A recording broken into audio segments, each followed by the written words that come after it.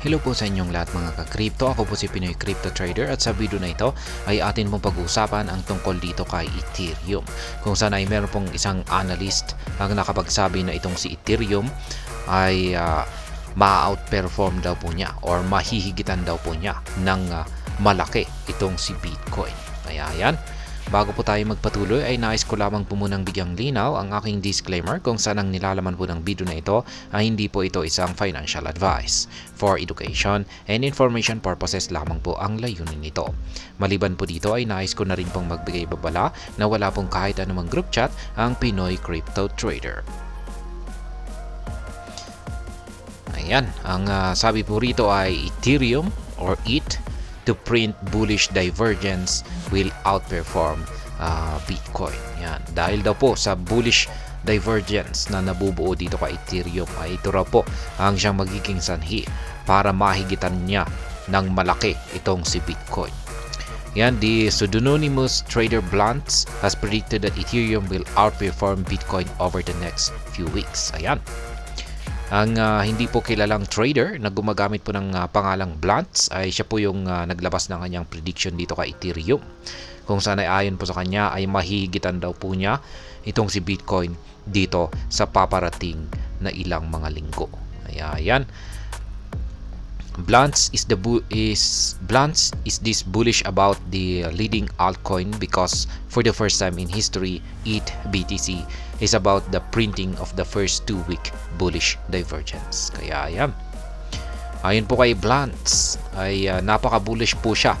Napaka-bullish po ang kanyang pananaw dito kay Ethereum dahil sa kauna-unahan daw na pagkakataon ay ayan, bumubuo daw po ng dalawang bullish divergence. Yan, first 2-week na bullish divergence itong si Ethereum. According to Bluntz, ayan, the Ethereum price is just 8 days from forming this historical pattern. Ayan, ayon po kay Bluntz ay meron na lamang daw pong 8 araw ang nalalabi para makumpleto or mabuo ang kanyang historical pattern na ito. At kung ito nga ay nabuo, ay dito na po sisimulan ni Ethereum na higitan itong si Bitcoin. Yan, sabi niya rito ay if this happens, Bluntz predicts ETH BTC could surge to 0.1 or $6,907. Yan po ang magiging presyo ni Ethereum kung sakaling nag-take effect or nagkaroon ng impact ang kanyang historical pattern na ito. With Ethereum altcoin price looking to potential 97% increase, it has emerged as one of the top altcoins to buy now. However, there are other altcoins to watch showing bigger potential. Kaya yan, dahil daw po sa maganda ang ipinapakita ni Ethereum, ay mukhang ito po ay nagpapakita ng isang potential or kakayahan na siya ay lumago ng 97% na increase. Kaya ayan, dahil dito ay siya raw yung nagpapakita na isa sa mga top altcoins na magandang bilhin ngayon.